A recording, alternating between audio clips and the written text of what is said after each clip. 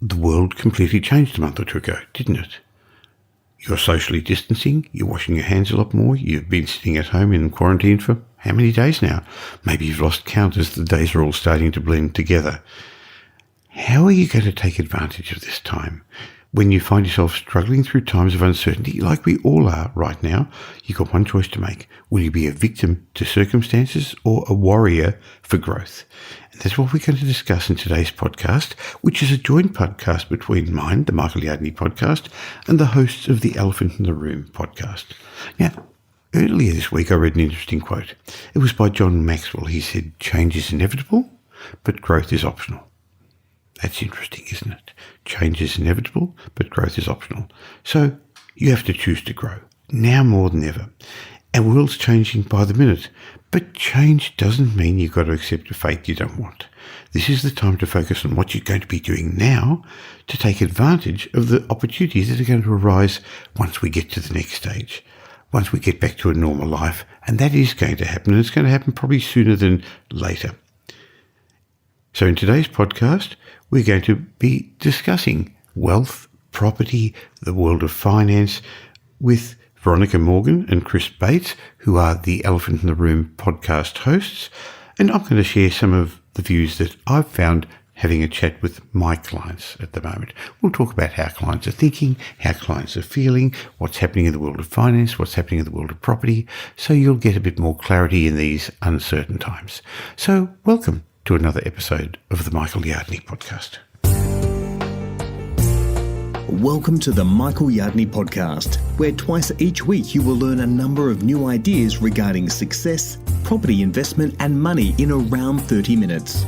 Our show is brought to you by Metropole, who specialise in helping you grow, protect and pass on your wealth through strategic property and wealth advice. Now here's your host, Michael Yardney, Australia's most trusted property commentator who has once again been voted Australia's leading property investment advisor. That's the 5th time he's won a similar award in the last 7 years.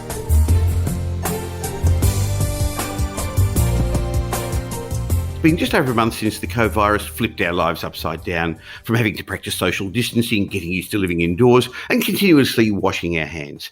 And it's clear we're all going to be affected by the coronavirus, something none of us even thought about a couple of months ago. And COVID-19 is making its way around Australia. It's bulldozing its way through the economy and slowly infecting various industries. Many Australians are losing their jobs, others are going to have their hours curtailed, and some businesses will suffer. And many are anxious about how the virus is going to affect the real estate markets, with auctions being cancelled, public open homes no longer allowed, and tenants asking for rent reductions. While it's still too soon to understand the full impact of COVID-19, how it's going to affect our real estate markets, we're getting into the spirit of cooperation, as many Australians are currently exhibiting at the moment. And we're combining two podcasts, mine, the Michael Yardney podcast, and the Great Elephant in the Room podcast, where I'm now going to chat with two property experts, Veronica Morgan, real estate agent, buyer's agent, and co-host of Foxtel's Location Australia, and Chris Bates, a great financial planner. He's a mortgage broker, he's a wealth coach, and we've joined forces today to find out what's happening in the world of real estate. So welcome, Veronica. Hi, Chris. Hello. And for your listeners who don't know me, I guess I'm Michael Yardney. I'm the founder of Metropole Property Strategists, and we help our clients grow, protect and pass on our wealth. And I'm also the host of the Michael Yardney podcast. Nice introduction there, Michael. Thank you. Thank you for the invite, Michael. And great to do this with you because, like you said, we really appreciate your podcast and all your learnings. And I've read your books. I was hoping when I was going through the books to say, I don't agree with that, but I literally couldn't find anything I didn't really agree with, which was really nice, actually, because I think in the property world, a lot of people do have strong views that potentially aren't the right thing. Yes, I love that. I'm always a bit worried when we start a podcast and go, we're all in agreement, and so anyone can tune out because, how boring is this one going to be? But the fact is, unfortunately, there's very few voices in the property space that aren't sort of trying to get rich quick or trying to, chase impossible dreams. And I guess we're all pragmatists when it comes down to it. And I think when it comes to property, and certainly in the wake of coronavirus and the impact on the market, being pragmatic is actually probably the strongest thing that we could ever offer our listeners and our clients at the moment. Would you agree with that, Michael? Well, I think the other thing is perspective. So I've been around a little bit longer than you, but I've had a head start. I started my investment in the 1970s, early 1970s, and I got through a recession in the early 1980s. I actually don't remember much about that. I got through. And then there was the stock market crash of 87. And I know you're both Sydney based. I was actually in Sydney with a friend, Michael Warren, at the time. I remember where we were standing when we heard about the stock market crash, and he was very heavily into the stock market. We got through that. I got through the recession we had to have in the 1990s, and the birds flu and the swine flu and mad cow disease and SARS and the global financial crisis. So I remember being scared at each one of those, but maybe being a little bit scared less each time, Veronica. So I think the other thing that we're bringing is the fact that we've actually survived. Yeah, I agree with that, Michael, because, and I think experience is something that you don't really value it until you've got it, I guess. And, you kind of, when you're starting out, you think, experience doesn't matter that much. But I think as you get more experience, you know how much experience matters because your learnings over time are compounding. And I know just going through the GFC, working and living in London, just having that experience and that going through that, I guess, recession allows me as an advisor to look at things a little bit differently to a lot of advisors here that didn't really get to experience that like it was in the UK. So I think experience is a huge, is so important. I think in terms of what you do, Veronica, I mean, someone who's, for example, had 2 years buying property experience, yes, they might be great and had 2 solid years, but they haven't got the same as someone who's been buying property for 15 years in that market. They just can't possibly have that same knowledge. Look, it's very true, but what I often find with people is that you can have 15 years cumulative experience or you can have 1 year 15 times. There's plenty of people who don't seem to learn through the experiences, or they don't take time to reflect on what has happened and really be critical in their thinking. And I think that this, I don't mind tough times in some regards because it's a great way to sort the wheat from the chaff. It's a great way for and particularly in property, and you're seeing on the sales side already, you're going to see people who are really not in it for the long term. They're not really in it for the right reasons. They're going to go by the wayside, and they're going to go and find another industry that's easier, if there is one. I think what you're talking about is advisors and estate agents here. We're not talking as much about investors, but that's the problem, isn't it, Veronica, that there's so many mixed messages at the moment. And the last good year, we had good 9 months, I guess, brought a whole lot of these new so-called experts who'd done a one-weekend course, and they're suddenly buyer's agents. Veronica, we both have a buyer's agency. It actually takes longer to get a course to be a nail manicurist than it does to be a buyer's agent nowadays, doesn't it? Well, there was a bit of a joke around. It was easier to become a real estate agent than a barista.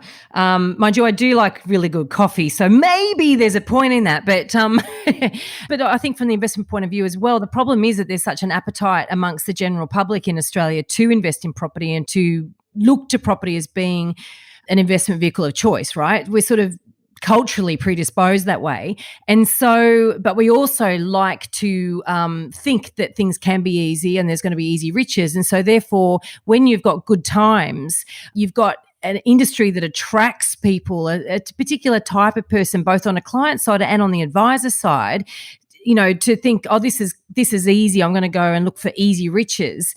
It's times like this where we hopefully weed out both types. So the investors who think that they're going to get easy returns, well, now's the reality check, I guess, and the advisors that are preaching that you can get easy returns. So, I guess we're sort of going in a slightly philosophical direction with this one in the sense of why do we have these cataclysmic things happen in life? Sometimes I think it's to try to reset, get the reset button happening, and maybe that's something that needs to happen in the property market. Yeah, I mean, I guess it's what the thing we're really keen to talk about today is from an investor's point of view, how are they thinking right now? Like, what are they, what mindset, what's affecting them? And a lot of them is probably taking inaction. So, Michael, what are you thinking that investors are thinking right now? And is that productive or is it going to hamstring them? Well, Chris, I love what Veronica said a moment ago, because some people do see it as a reset and others are seeing it as the end of the world. Some people are living in the here and now and can't see beyond today, and other people have got a long-term time perspective. And depending upon how they think, I'm finding people are thinking in three different ways, and only one of them is productive. A number of people are seeing it's the end of the world and it's terrible, and business is going to go broke and my property portfolio is going to drop 30% because the newspaper said so. And Harry Dent's come from America and he said it's going to drop 40%. And those people are panicking, and the fear language they're using means they're not going to make it. But actually, maybe I should go back a step. There's a lot of uncertainty at the moment. We're finding that with our clients, with our friends, with our family. But I'd like to share a couple of certainties just for our listeners right at the beginning. We're recording this in April 2020, and I'll give you a certainty. In 12 months' time, we're going to be at April 2021. And I've got another certainty. Somewhere between now and then, there's going to be what I call a survival line. Now, I don't know when it is, 6 weeks, 6 months away. I don't think it'll be 6 months.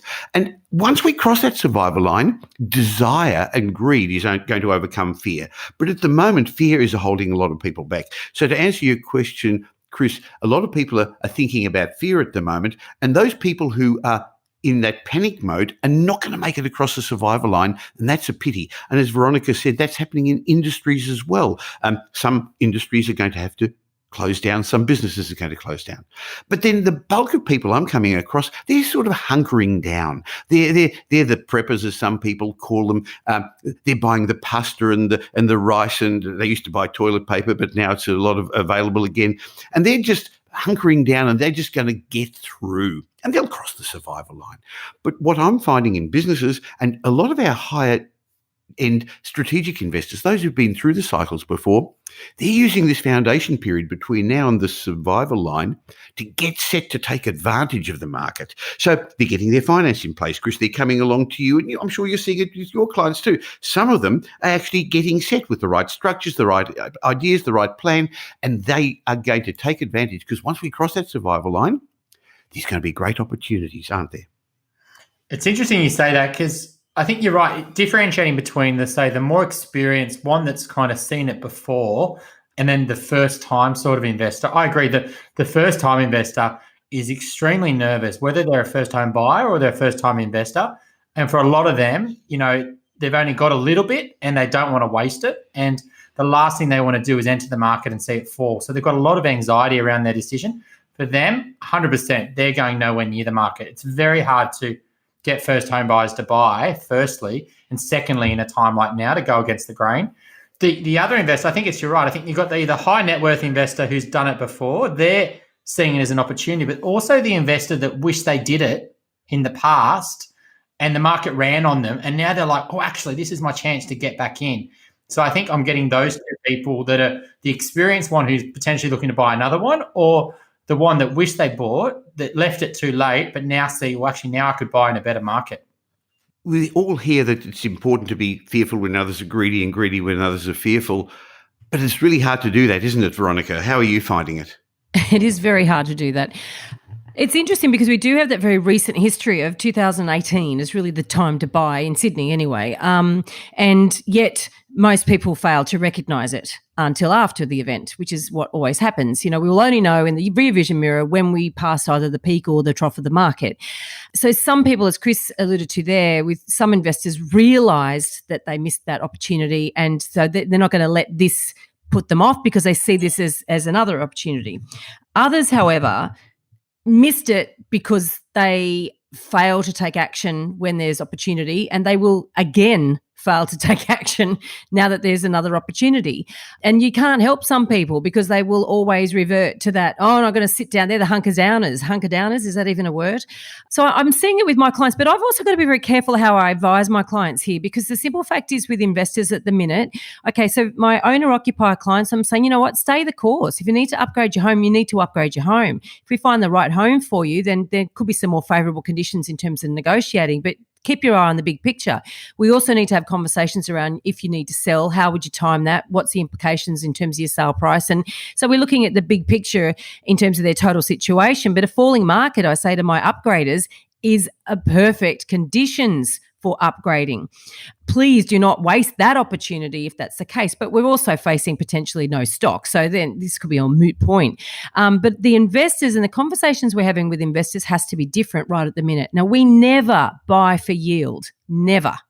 We always buy for capital growth. I always direct our clients who just want yield or they don't have enough money to actually buy a quality asset. I actually direct them to a financial planner to look at other alternatives for investment. I'm not property or bust, right? But with our investors who can buy or in a position to take advantage of this market, we've also got to be very careful because we don't know really the next 6 months whether they might have to stare down a whole period of time where they've got to completely fund that property without any rental income potentially, or certainly with vastly diminished rental income. And when you're looking at Sydney as, a 3% yield, when we're talking about rent only here, but a 3% yield being a good thing, which has been in recent times, A, you've got to focus on capital growth. Otherwise, why would you buy the asset? But B, you've got to be able to fund the shortfall. So really, property investment, in my view, is a rich man's game. And I hate to say that, but for all those people who are wanting to replace their income, well, you need a big income to actually invest in property in the first place. So this is the time for those people with that big income to have to make sure that their buffers are in place. They're buying the right asset. It's an opportunity, and the pricing of that asset is such that if they do need to actually fund it for 6 months with no income from it, they can, and they see it as a good opportunity, then that's a very different conversation to an owner-occupier who finds the right home to buy and buy now. Well, I know Chris sets up his clients with financial buffers, and so therefore you're right, Veronica, but it's also having the right finance strategy. So we similarly have a philosophy that our clients have to buy time. They don't just buy property. They've got to be able to buy the time to ride the ups and downs. So our clients who we've set up correctly now, even if they're losing a bit of their income, even if they're losing some of their rent, or their own jobs have gone down a bit, they've actually got their offset accounts, their redraw accounts, the money that they've already put in to lines of credit to actually see them through. Because up till now, they've wondered, why are these guys so conservative? Why aren't they allowing me to use all my money? This is why. That's the insurance policy. Yeah, I think with investors, I think investors who have currently got property, I'm more worried about the people who have bought multiple poor investment properties. Let's say they have that prior to coming to us and they've gone to see someone and they've got 4 or 5, $300,000-$400,000 properties, and they're in areas where potentially their tenants can't pay the rent. And they've got 4 or 5 properties that are on leases and they're not going to get any rent. These investors are the ones who are going to be really hurt. New investors, though, most of the time, if you've already got it, if you're buying an investment with a tenant, that lease is going to end sometime in the next 12 months. And if it hasn't got a tenant, going to market now, you can be really selective on the type of tenant that you are leasing your property to. For example, a client who was going to sell a property in Bondi, they didn't get a great sale price, so they didn't sell it. So what they did is they put it on the market. But yes, they got $200 a week less than they would have, but they picked a really good tenant that's unlikely to have problems with the rental at the moment. So I think even if you do want to invest from an investor's point of view, new investors can protect themselves a little bit by actually picking a really good tenant, rather than existing investors can't go retrospectively and repick their tenant. So I think, yes, you need more buffer from a rental point of view, but I don't think... I'm not in agreement with you there, Chris. I agree. I could see you, Veronica. You've got to choose the right property in the right location. The tenant's the least important of all the factors. Cash flow is important. It keeps you in the game, but it's the capital growth that gets you out, Veronica. Yeah, no, but I think what Chris is sort of a little bit idealistic in terms of how many tenants are actually out there actively looking. The tenants are in the box seat at the minute. And I know this personally because one of my properties, unfortunately, my tenant was looking to buy before this and actually did buy just before this and has now vacated. I've had I've had a couple of applications. I had a really bad one that I rejected, and they've come back to me now, and I've rejected it a second time. I've had one that was a really good application that I accepted, and of course I wasn't the only landlord to accept their application, and somebody's obviously given them, I don't know, discount or whatever, and snagged them. My property manager's showing the property, and I've reduced the rent. So, if you reduce the rent a lot, like that's the thing. If you put a 25% reduction on rent, you make your rent really cheap right now, and you get then you will increase your applications. If you increase your applications, you're more likely to get better quality tenants. And I personally think that's the best strategy right now. If you've got a really good property, put on a bargain rent and then get a really good applicant. I agree with you, but all I'm saying to you is that then it comes back to the cash flow position of an individual, and it's really look. I bought that property in 2012, right? So that my borrowing is pegged to what it was worth then. My borrowing is not pegged to what it's worth today, and so I've got to fund that a much smaller loan that I would have to if I bought that property today. And I can easily withstand that rental reduction than somebody who just buys a brand new, or buys a new investment today.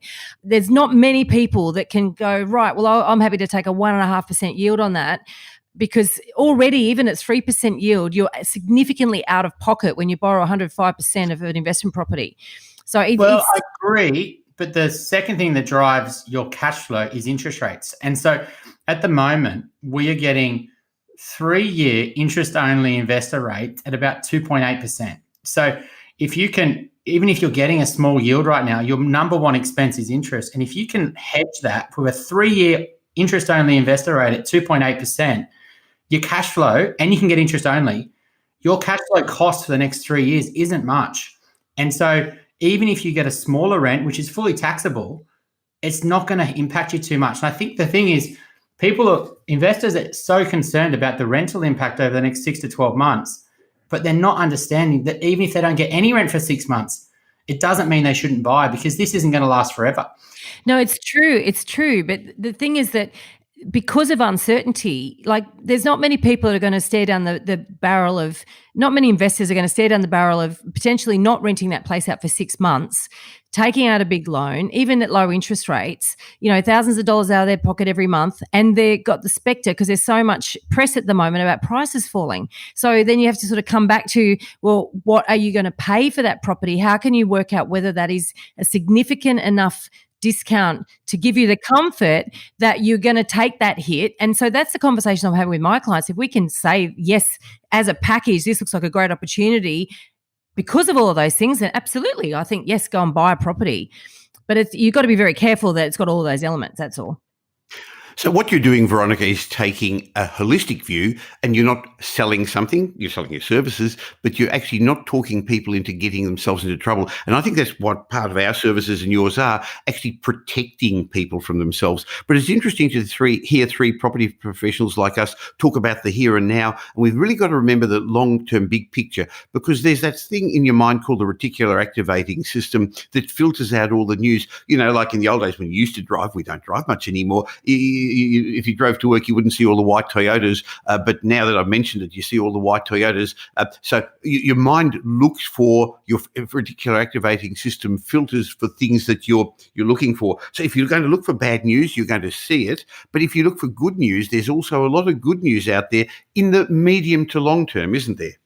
I really like your survival line point, because I think it's a real easy, and that's what we need in life, is we need concepts and frameworks to allow us to think about what's happening. And your survival light concept, I don't know if you've come up with that yourself, Michael, but I think it's very good, because what it does is it kind of talks about something called peak pessimism. And at the moment, when peak pessimism hits, then we start to get a little bit more optimistic each day.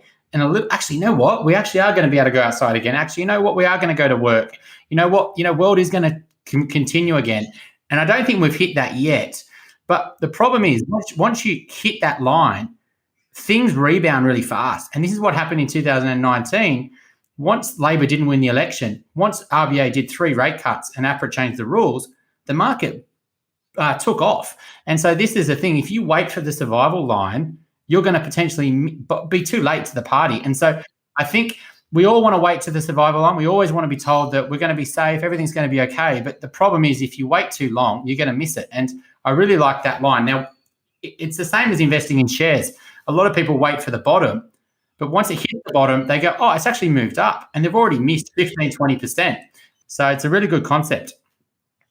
Well, we've been through similar situations before where we've recognised that it's just too hard to time the market. I love your annual Fool and I'm sorry, what's the name of your special report that I just read again this week? The Fool or Forecaster report. Yeah, so your Fool and Forecaster report showed how even the best minds in property don't get it right, because every year there's an X factor. And now, currently, there's a whole lot of people coming out saying, I told you so. The property pessimists are out there. No, they never knew about coronavirus. They kicked the can down the road. They said properties were going to drop 40% 10 years ago and 7 years ago and 5 years ago. Now they're saying, see, I told you. But the answer is, if you listened to them then, you would have missed out all those great opportunities, much the same as if you did this now. So, Chris, what we need to do between now and that survival line is get set. So I agree with you, Veronica. You've got to be really careful about committing at the moment, but you've got to be set, and you'll be 3 months ahead, 4 or 5 months ahead of those others. So what's getting set? Working out a plan, getting a strategy, educating yourself, but listening to the right people, getting your finance pre-approved. But that's a bit of an issue, because if you're not going to go ahead for a little while, maybe it's a bit too early to do that. But there's understanding and knowing what you're going to do when it happens. So, Chris, just on that, getting finance pre-approved, how are the banks treating us at the moment? Are they open for business? Just in the last 2 weeks, I was having a good chat with my business partner, Ben, around this, because Ben's always dealing a lot with the banks and understanding where the policies are and speaking to the banks. And it's almost going back to like it was in 2018. Bank assessors are either getting told from above them, we want to take risk as a bank, look to approve applications, write exceptions, let's get the loans through. Unfortunately, we've seen in the last 2 weeks, the bank's assessors are looking at things completely different. They're looking at where they're working. They're looking at their bonuses. They're looking at their cash flow, the type of property they're buying, all their, and they're actually having to do detailed questions around how is COVID affecting your employment and your bonuses and everything like that. And so it is completely changing. There's a big risk right now. For example, if you're selling a property, you're not confident that you're going to be able to have enough time to buy another property fast. So if you're upgrading, so what you want is a long settlement. Now, so a lot of contracts, I don't know 100% if this is true, Veronica, if you've seen it, but more likely to have, 12 weeks, 90 days, these longer settlement periods on sales contracts. Now, if you're buying that property, what we've started to see in the last week is if you can get that loan approved when you buy. So if you buy on Saturday, we can get that loan approved in the next week and you have your formal loan contract. In the past, that's been enough. But what banks are going to do now is 2 days before you settle, in 90 days' time, they're going to call up your employer and check you're still working. Now, this hasn't happened before because they know that unemployment's happening, and the bank's saying, if you haven't got your job at settlement, that loan's going to be, avoided. So it's another risk that buyers have to be thinking about. And I think it's just what we're seeing every day, credit policies getting tighter rather than looser, which is exactly what happened in 2018. So pre-approvals right now, if you were pre-approved pre-corona, that pre-approval is invalid because bank policies have changed, and you need to really go back to that bank and check, is your situation still valid? Because they'll assess you under new policy. I've heard that again recently. It was actually my daughter who sold a property to a first home buyer at auction a couple of weeks ago. She sold an investment of hers because she was buying another one. So there are people there who are non-discretionary, who actually have to sell because they've bought or bought because they've sold. And she sold to a first home buyer, and it was meant to settle in 30 days. And unfortunately got a letter from their solicitor a couple of days ago. She's had her hours cut back and the bank's not going to forward her loan. Can she delay settlement? So there's a real issue of that happening at the moment. Even if unemployment goes to 20%, and it won't, 80% of people still are employed. A lot of people are getting this JobKeeper allowance now. But I guess we have to understand what is the individual person's situation, what's their cash flow, how secure is their job, because there's a lot of industries where job security is still pretty strong, isn't there? Yeah, I think there is. And I think the banks know that. That's why it's a kind of case by case. And they're really looking at your job and saying, well, we don't see much problems there. If you're working on contracts, though, this is one that we're having problems with at the moment. A lot of IT, which is some of the highest paying jobs in Australia, even a lot of consultants, a lot of compliance, legal, they go in on 12, 6 months contracts. And because they've got great experience, they just go get another contract every 6 to 12 months. In the past, banks would just automatically approve these people. But at the moment, if that contract's likely to end in the next 3 to 6 months, the banks can't be confident that you're going to go out and earn that money And with responsible lending, people who are contractors, they're having problems. So I do think this matters, because if you're looking to sell a property, what you need is people with a lot of money and a lot of borrowing capacity.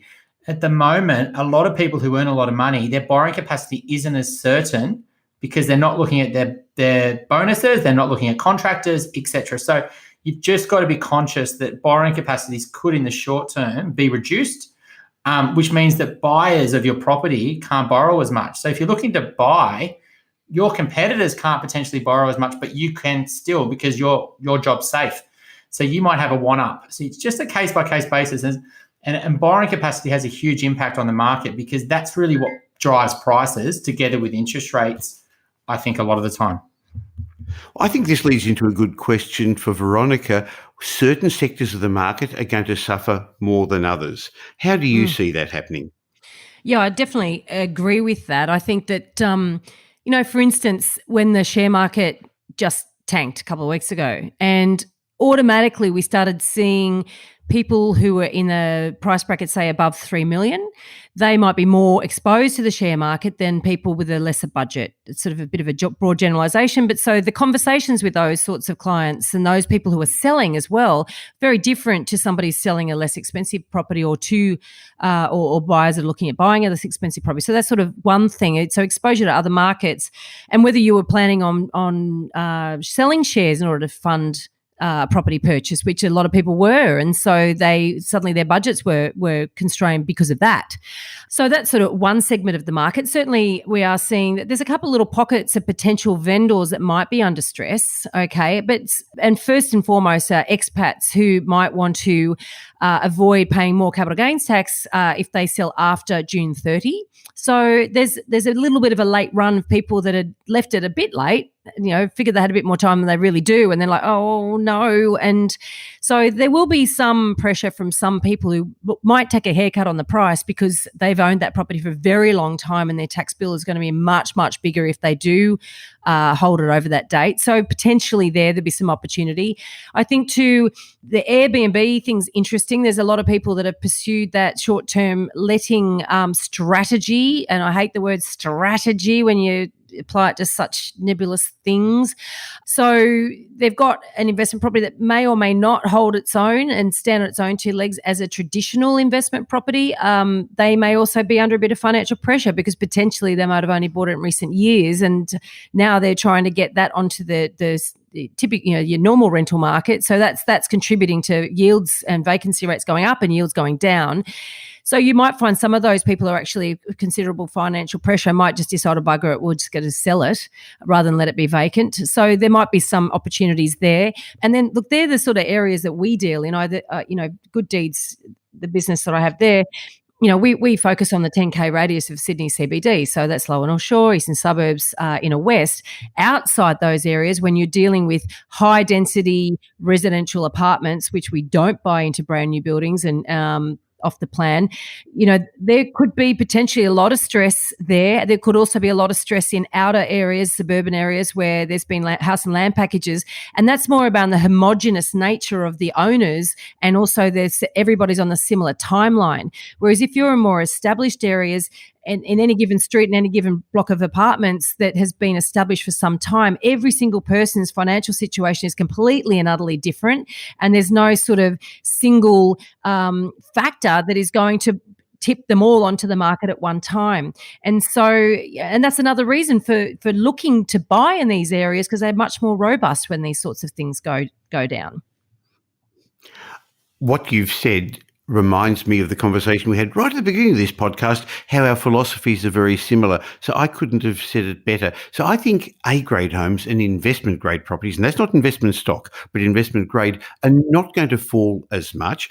Clearly, the upper end of the market's going to fall. It always does when the stock market crashes. And the outer suburbs are going to suffer more as well, because a lot of people are going to have fewer hours and they can't work remotely. They can't distance themselves. But there's lots of suburbs where people have got multiple streams of income, like the inner eastern suburbs that you're talking about in Sydney, and in the better suburbs of our other capital cities, where people have got multiple streams of incomes. They've got shares, they've got property portfolio, they've got wages, they get dividends. And so they're still going to be okay.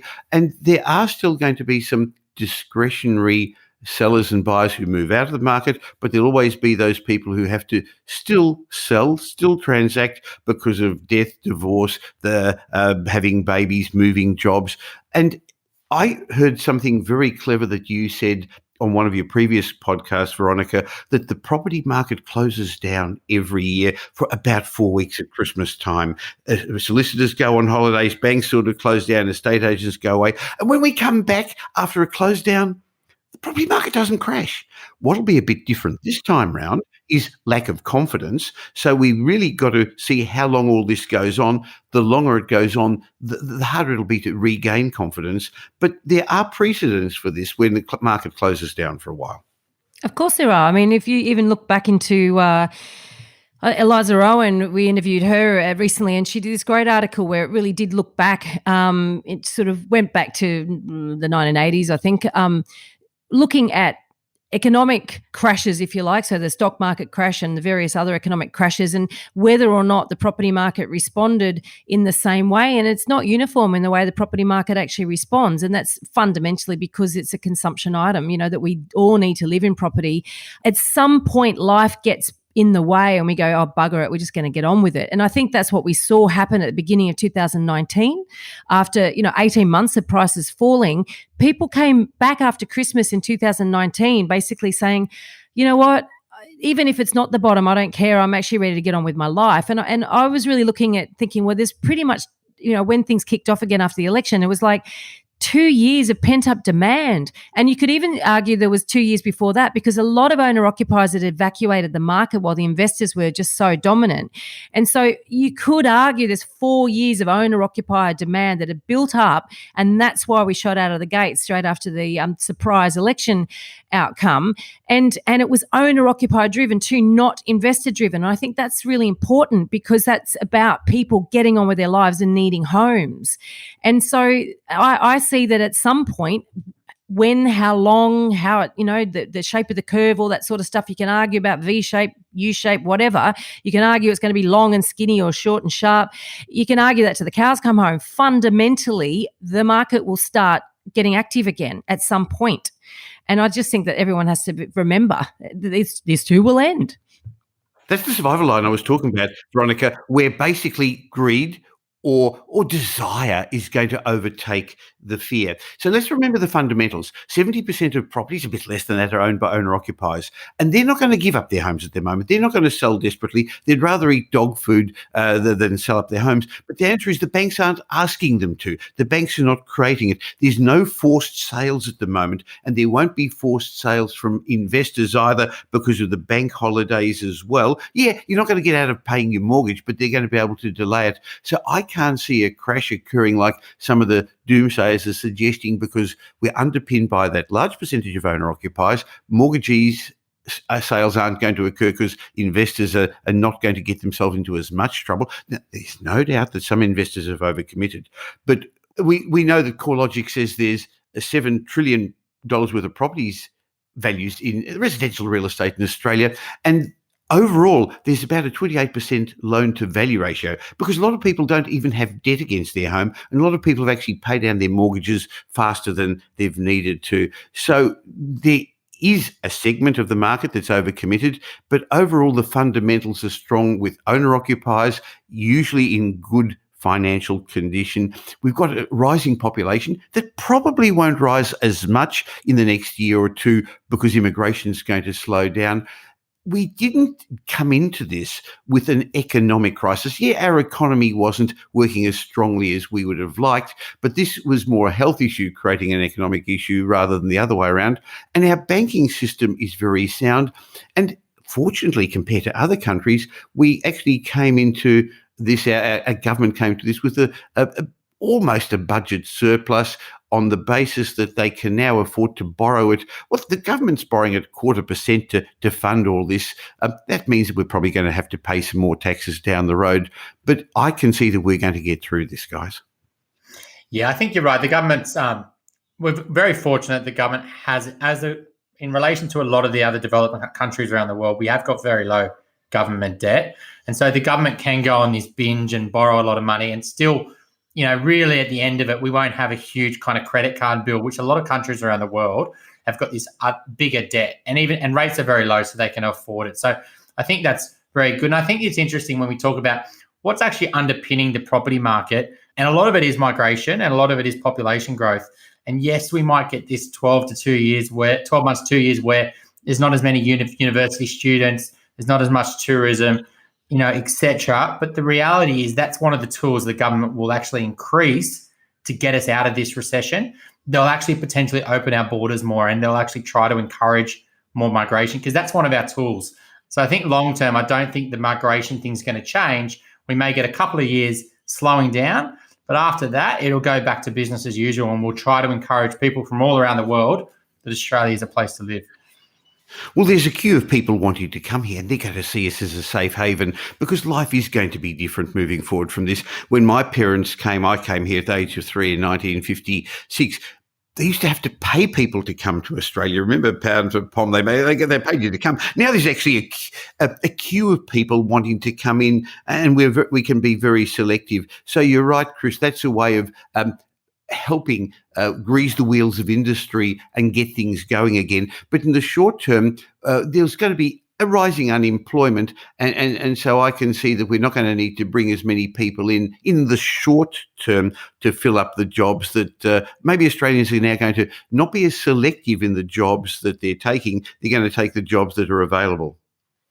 Well, it'll be interesting too, I just think on the globalisation side of things, I think that we will just, as human beings, we're going to have to look at the way we have been doing things in the past and the risks that have been associated with that. So we've all gone globalisation, and that's contributed to our wages not rising as well.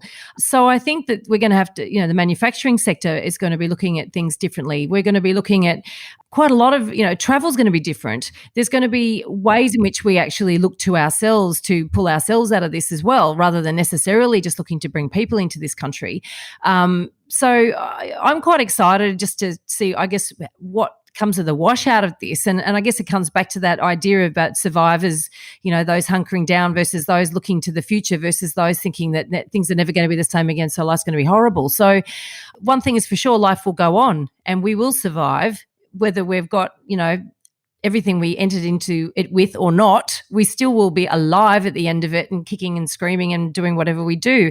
So, and that just brings it back to property being such a fundamental part of our lives. And so, yes, if prices all fall, then they all fall. Or if, there's opportunities in that for some people, and it's all about your mindset as well. And definitely the upgraders, and it's what I'm always banging on to people about when the markets do fall, go, take advantage. You are going to be able to get more than what you could possibly get in a rising market, even though you feel more confident to trade in a rising market. So there's this sort of mindsets that I think a lot of people have to start looking at, not just buying property, but everything that we do.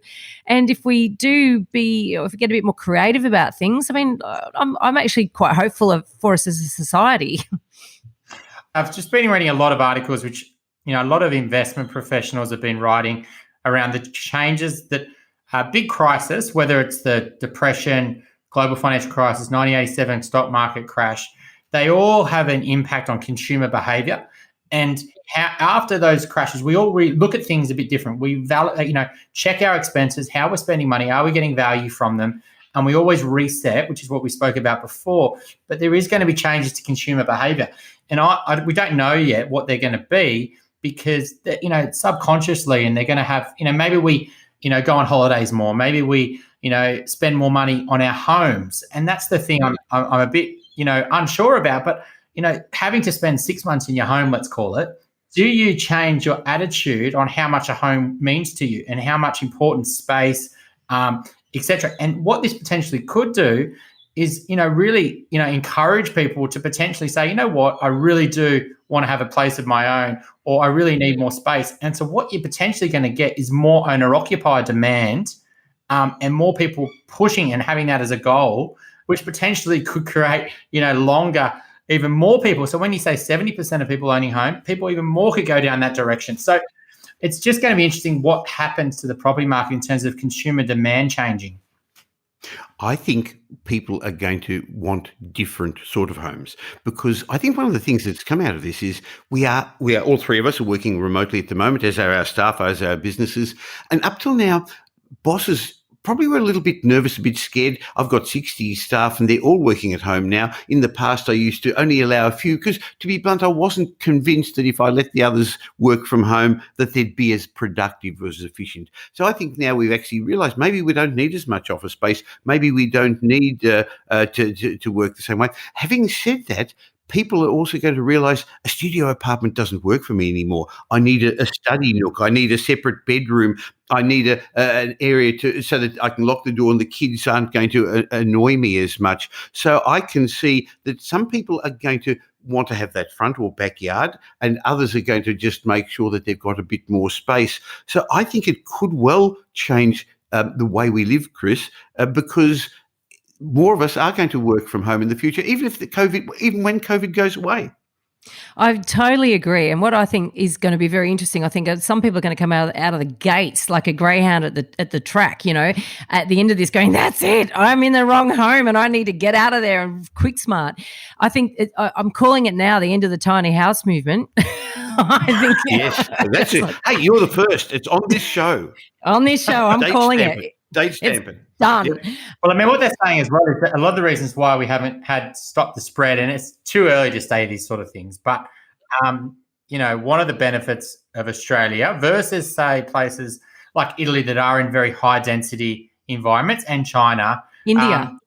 In India and things like that. It's impossible in India. So if, for example, you're living in an apartment right now and you are ridiculously fearful around leaving that apartment, your attitudes about living in an apartment are going to change, whether you're renting or you own. Just that fear of this virus. Now, have I ever woken up and felt that I could die from a virus before? No. Have I thought like that over the last month? Well, yeah. I'm someone who's more susceptible with really bad asthma. So I think, things like that will change as well. So it's we just don't know how much fear of something will drive our behaviour in the future, and maybe our attitude towards debt. Potentially, if you're going to lose your job, what are you most fearful on right now is paying the mortgage, paying the credit card bills, paying the car lease. So that fear out of this will potentially mean that you won't buy that new car. It might mean that you might not want to upgrade your home because of debt. It might mean you might cut your credit card spending because that's what was really keeping you up at night. So there's all these things that are going to come, which we just don't know yet, but there are going to be big changes to consumer behaviour. Interestingly, I was speaking to Simon Kirstenmacher, who's a demographer, and he pointed out to me that the density in Sydney, CBD, of apartments is as high as it is in Wuhan when you work out how many people per square kilometre. I didn't realise that. So maybe people aren't going to live in those high-rise Legoland towers as much either. Well, Harry Triggerboff's not going to be happy about that. No. It's interesting, though, because even talking to some employers about how their teams are functioning working remotely, and introverts are enjoying it. And I don't want to say, I'm obviously an extrovert and I'm actually enjoying it, believe it or not, but a lot of introverts are like, yeah, bring it on. I don't get bothered all day long. I can just quietly do my thing. Some extroverts are saying, well, I would crave the social connection. I'm really missing the social connection actually going into the office. And it's a bit of a mix. One of my team is definitely an introvert, and she went into the office the other day, and even though there was no one else there, she just loved the idea of being in the office. I think that it's going to change. There'll be maybe more choice. You talk about, employers being more trusting of their team actually getting the job done at home. But I think some can choose to actually go into an office and others may choose not to. And so there'll be different structures around all of that. So the distance from the CBD will become less of an issue for some people. Obviously, office spaces. So will they become residential? How will they be repurposed, for instance? And that's something that could potentially and that was happening actually in Sydney for a period of time there. Office buildings were being rezoned and redeveloped as residential. So, yes, I think there'll be a bit of a movement. Commercial real estate at the moment, that's sort of looking to be quite a vulnerable segment of the property market. Retail, so there's a lot of changes to be had there as well. So these are buildings, and will those buildings become residential? Will that change opportunities? Who knows how it'll be? We need to get an urban planner on, see what their vision is on this. So, Michael, you do a lot of your work across the country because, you've got lots of buyers agents and property management, etc.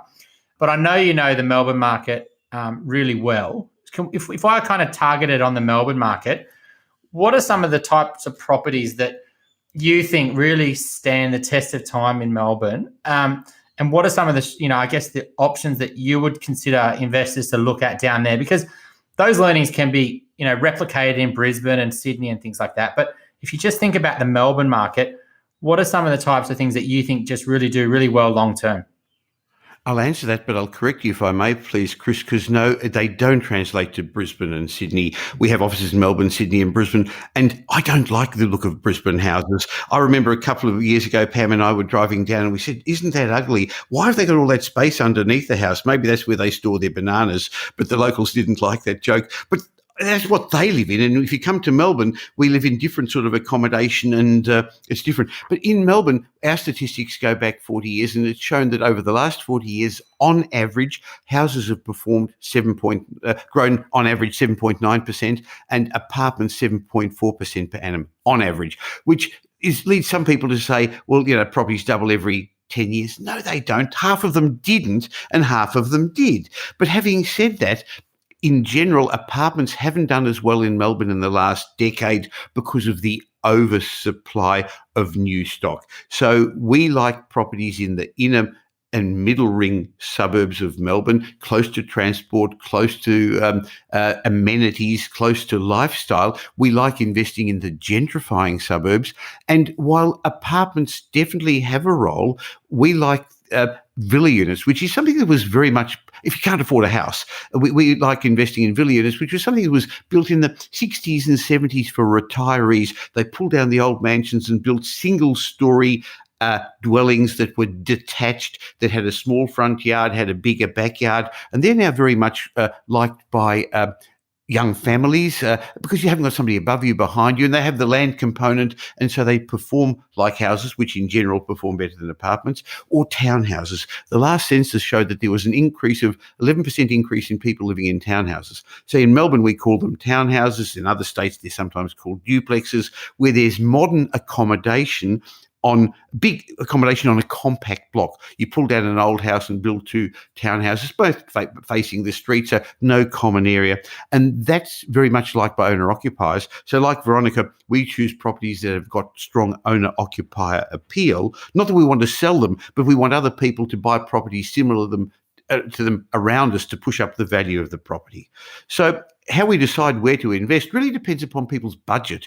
So if you've only got $600,000, $700,000, well, so you're 10 years too late in Sydney, you're probably 5 years too late in Melbourne, so we'll suggest people buy a house for that in Brisbane.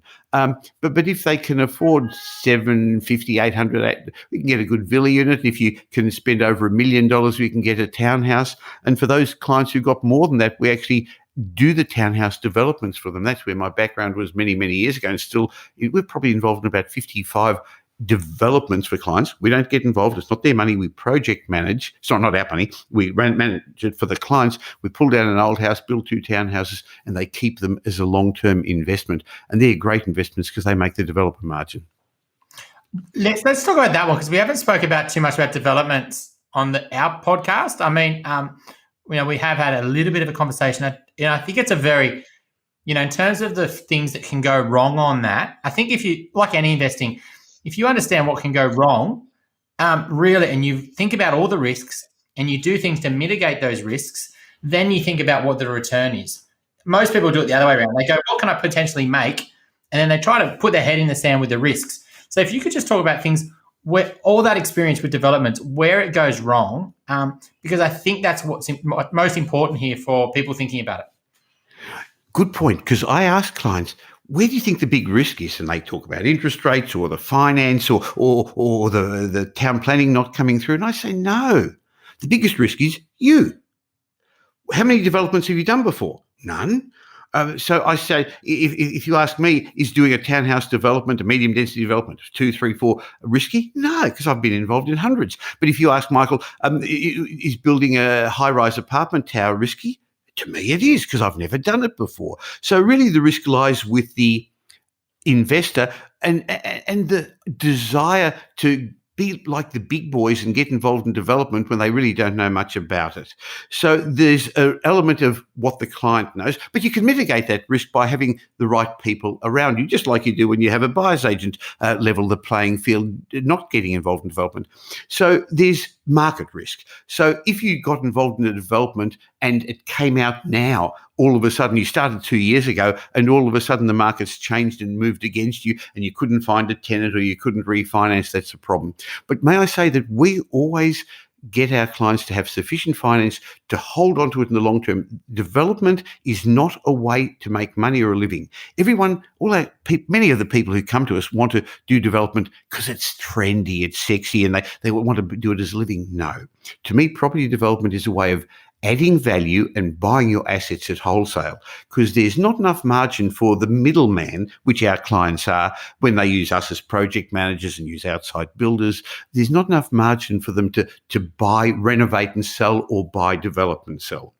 And if they just do a 2 townhouse development, the bank see it as residential, so they shouldn't do it big. They buy an old house close to use by date. That's the first step in a good suburb. And there's nothing wrong with that. Buying the worst house in the best streets is a great investment strategy anyway. Then over the first year, we get development approval for them through the council for something that's going to be appropriate for the target market for that area.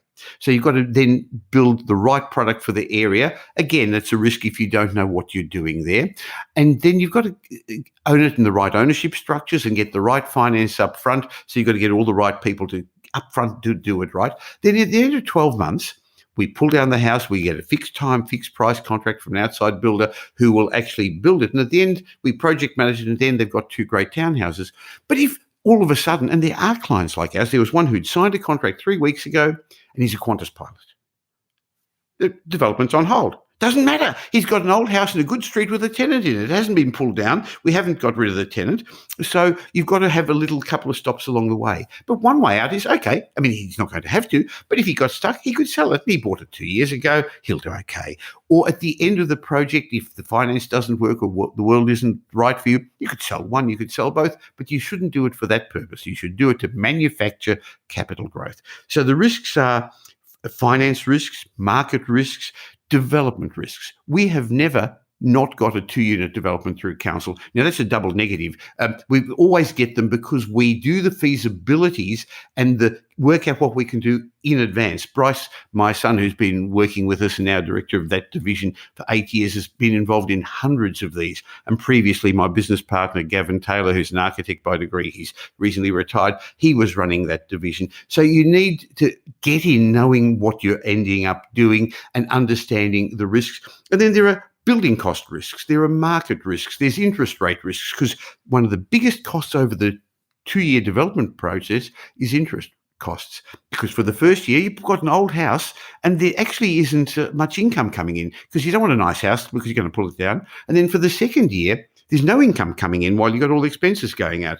So you've got to do proper feasibilities up front, realistic ones. So a big mistake people make is just doing a bit of sums on the back of a piece of paper on a napkin, as they say, and thinking they know what they're doing. Or fiddling the figures to make it work because you want to get involved in it. No, that's wrong. So there's lots more risks, and maybe we could do a whole podcast on that. But does that give you some overview, Chris? I really like 2 things. You said, one, you're building to keep. You're not building to sell. Because I think you're missing a lot of the benefit. If you're building a great development and it's a great capital growth property, then you're trying to time a buy and a sell and the cost to build. Is there really that much money to be made in it after capital gains tax and etc.? No. If you potentially build to hold, and then the second part that I think it's really smart. Yes, getting a team around you is a no-brainer, which most people don't do, but you should do. Which I think. But the second thing you said. Was really about picking the right type of property to match the market, the target market.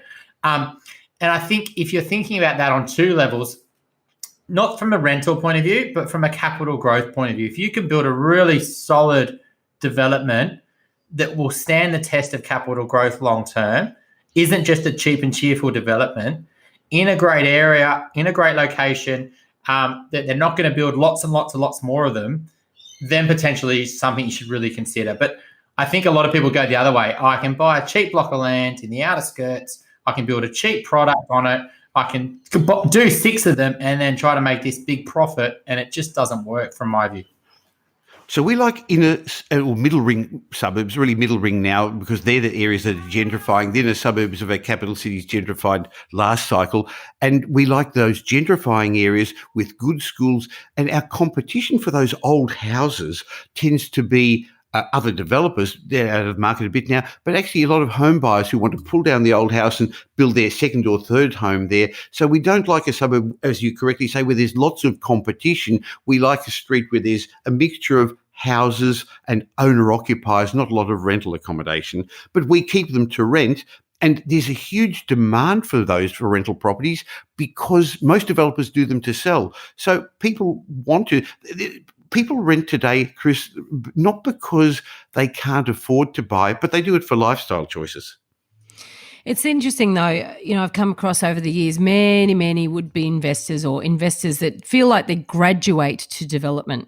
They feel like, that they've earned their stripes in buying all these other stuff, and then it's like, now I want to become the developer. And it is, for them, it's about income replacement, which basically means that they need to actually sell these things. And my alarm bells go off, and because I pretty much don't have any of those people as clients because they don't like my message, so therefore they won't come on board with us. But it's sort of interesting what you're talking about there is exactly what Chris says that is brought to light. There's about the buy to develop to hold. That flies in the face because that's that long-term thinking that you need in order to do it versus a short-termism that usually is what leads people to think that development is their holy grail. It's going to basically be the thing that makes them rich. But I also think to myself, but it is a lot of effort to end up with a property. You know what I mean? Like I have renovated property. I've done 3, and I've got another one of my houses at some point I will renovate and not redevelop it, but renovate and turn into a substantially bigger home. So I know the value of that myself. I know the value in terms of being able to add value without having to, or add to your portfolio without actually increasing your stamp duty or your land tax liability. And there's definite benefits in actually adding value to houses that you already own. But it is for a lot of people, they're too busy in their day-to-day job to go through all of that. Now, I get that you outsource that, but it does amaze me that some people have an appetite for it. Well, some people want to do it, Veronica, because they see it sexy. They're wanting to replace their day job because they've watched The Block or they've watched those other TV shows. That's reality TV, and we know reality TV isn't true. And in fact, they didn't make money out of The Block. It didn't work. They did. The TV producers did, because the aim of that was to actually make money out of the TV show and sponsorship, not out of the development. But yes, the most common reason young people come to us for development, and like you, we don't take them on as clients because they want to buy, sell, flip. Doesn't work. On the other hand, we have a lot of time-poor professionals who actually like the concept of manufacturing capital growth. And I see in the next little while where there may not be as much capital growth because inflation's low, because interest rates are low, because wages growth is low. This is a way of adding capital growth, manufacturing capital growth, forcing capital growth.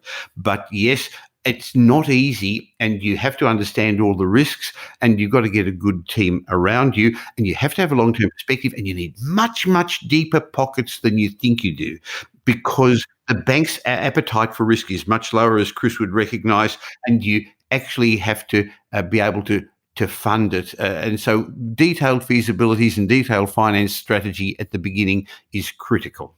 Well, it comes back to that property investment is an elite sport. It really does come back to that, that trying to do it to replace your income is fraught with danger. And this is just yet another example about, and rightly or wrongly, I mean, I don't really want to get into sort of a equality or egalitarian argument here, but it is the fact that people who can't afford to lose often get into these sort of projects.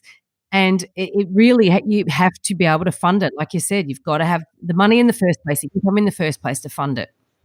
I think the other thing you do, which is really smart here, Michael, and I think it's when you said that Qantas pilot, I was like, yeah, tick, because that for me is one of the big things you can do to manage your risk factor.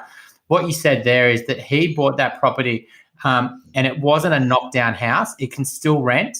And it's still a good investment in the area, even if you don't do the development. And for me, that's one of the best things you can do. If you go, I'm going to buy this derelict house that it needs to knock down, I can't get a tenant, and then your situation changes and you can't develop it, then you've got to try to sell it to another developer. Now, if developers leave the market, which they potentially do at times, which they did in maybe 2019 and 2018, you can only sell it to, there's no buyers. But if you buy a property where it does suit home buyers and your life changes and you have to sell it, like that Qantas buyer, well, that's fine. You'll sell it to another developer. If they're not there, you'll sell it to a home buyer. So I think that's another big key risk factor. But Michael, if you were, say, not that, keen to go down that route, if you were going to buy and you've got a budget, roughly $1 million in Melbourne, like what's some of the things that you really like in Melbourne in terms of suburbs? Because I think it's interesting for clients to picture that. What's some of the areas that you would look at?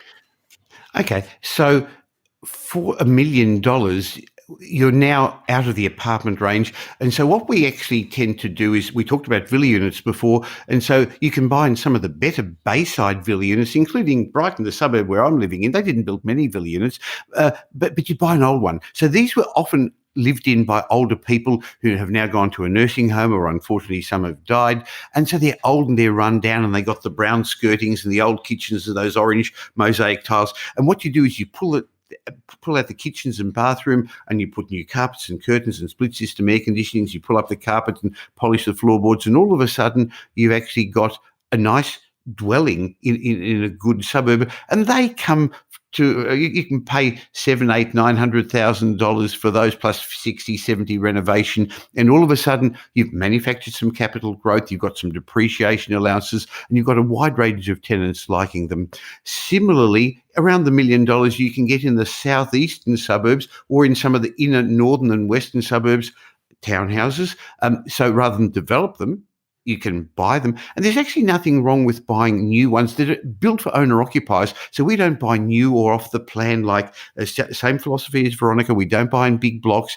But at the moment, there are some developers who were hoping to sell to owner-occupiers, and owner-occupiers are out of the market now.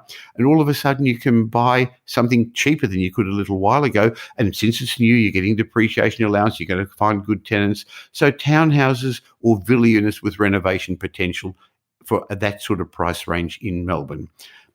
In Sydney, that you'd only be getting a two-bedroom apartment, and in Brisbane, you'd be buying almost a whole suburb.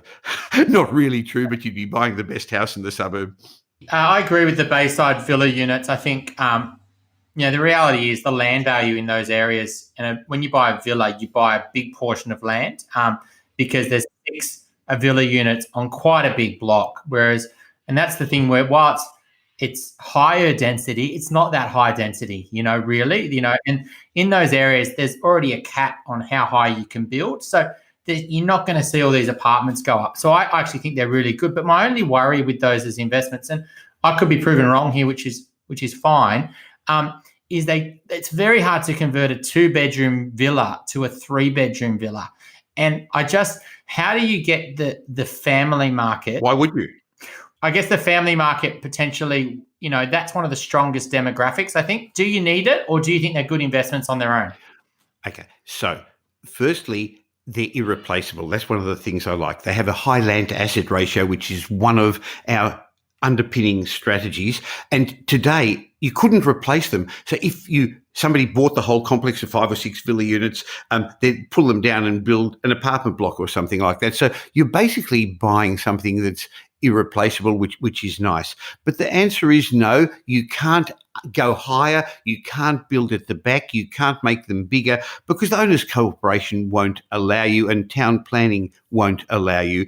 Just like if you bought an apartment, you could do it up, but you couldn't change a 2-bedroom apartment to a 3-bedroom. The owners' corporation wouldn't allow you either. So you're right, you've got to target an appropriate market for that area. So it won't be a family, but interestingly, it'll be a beginning family. Now, a couple of years ago, my daughter bought one in East Melbourne, and I remember I went there, and she didn't like the idea. She thought, oh, this is old person stuff. And when we went there, she actually saw this was a complex of villa units, and outside one was a RAV4 car. And she said, that's not an old person's car, it's a young person's car. And then we looked outside another of the villa units, and they had their pram or pusher there. And she said, hey, that's a young family as well. So the people who had moved into that complex, replacing the older retirees, were young beginning families, starter families who couldn't afford a home on their own with a big front and backyard. So there is families there, but it's not established families with 3 kids. You're right, Chris. I think that's a really good point, and I think you're right. Like, it's the establishing family, maybe 1 child, or maybe even potentially 2 child till they really have to get out. It's still got really strong for downsizers because it's single level, have got lots of stairs and it's near the beach and etc. So, you're right. There are other demographics, and it's just about really making sure you target that, making you buying in a villa unit that really families want to live in. So a lot of villa units are on busy roads. So you wouldn't, potentially want to buy those villa units, So there's other things you need on top of just buying villa units, which I'm sure your team do. It's just really important to really know your target market and make sure that they're kind of that affluent sort of area.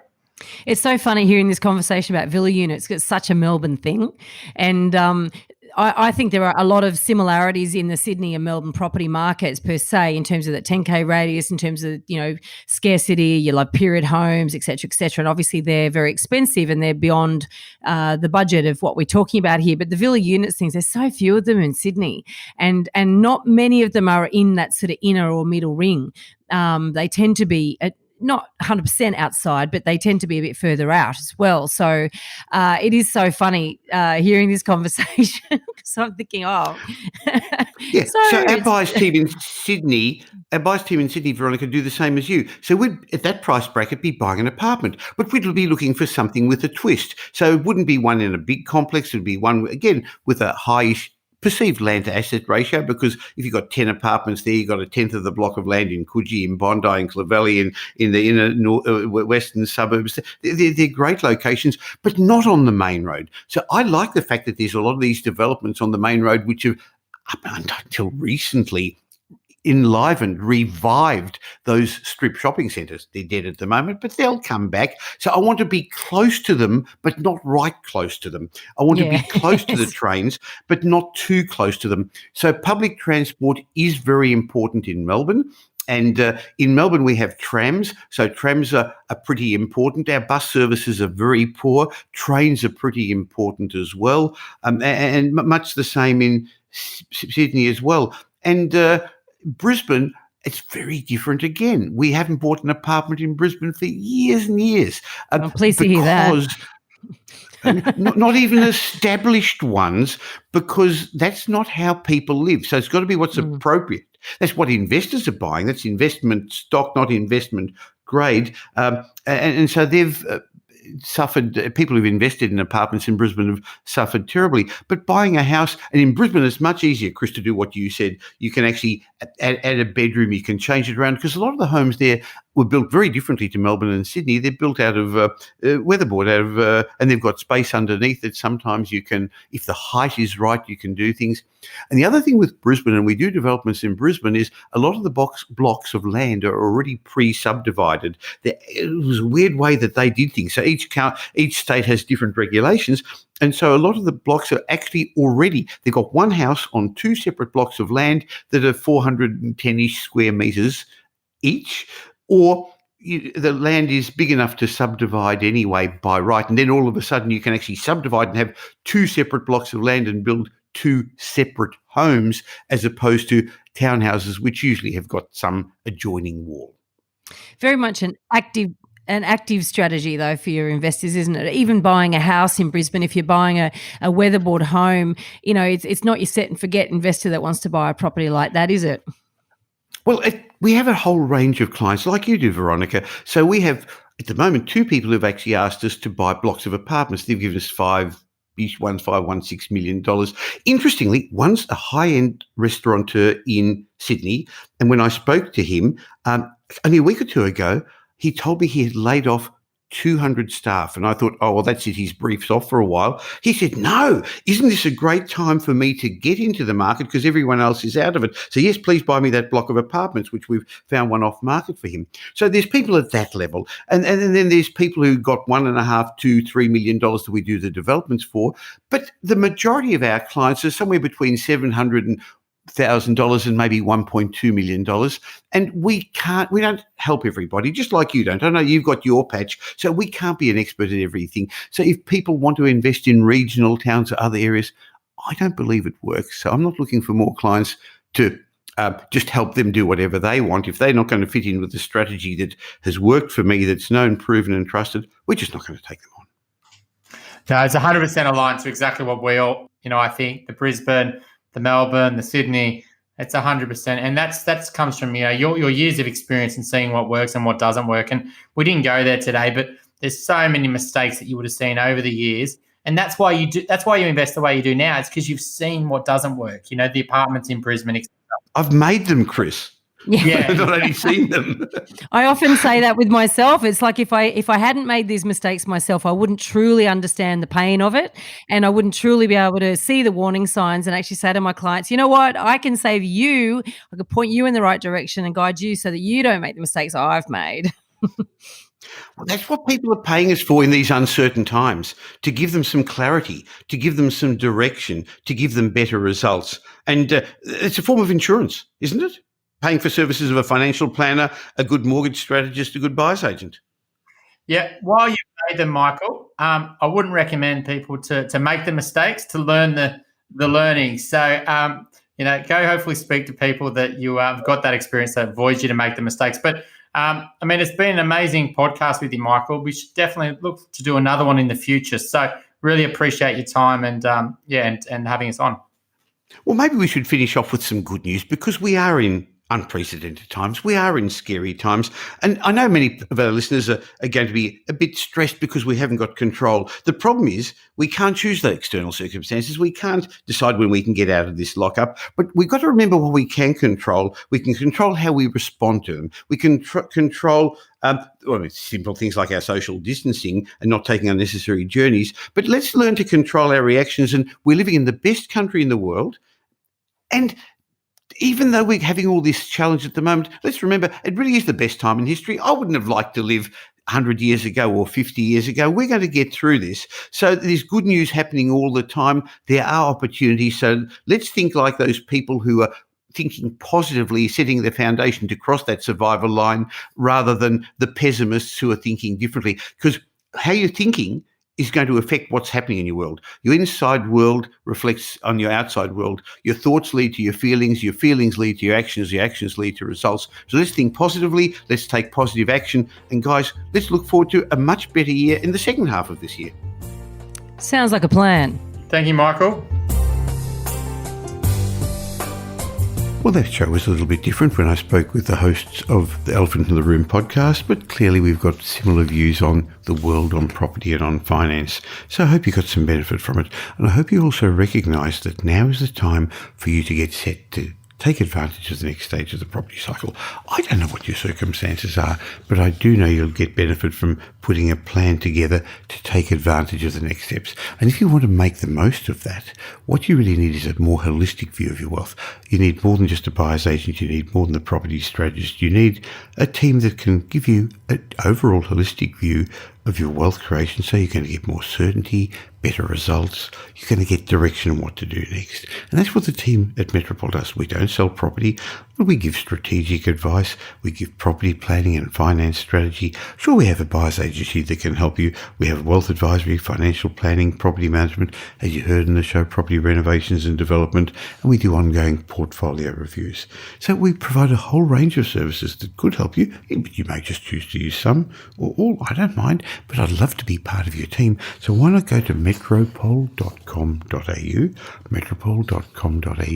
and find out about what we do, or ring us on 1300 Metropole and have a chat with my team.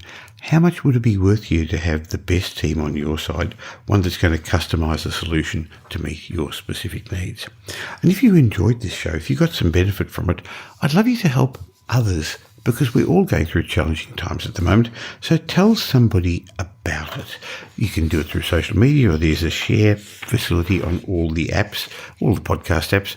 Just let the world know about the show so that we can help each of us get through these more difficult times. Now, if you want to tell the world about it, why not leave a review on iTunes or Stitcher, wherever you do. And if I read out your review, and you email me, michael@metropole.com.au, I'll gift you one of my books.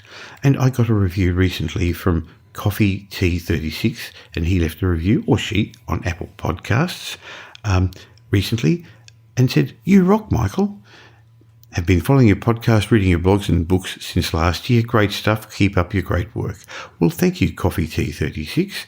And if you email me, I'd like to say thank you by gifting you one of my books.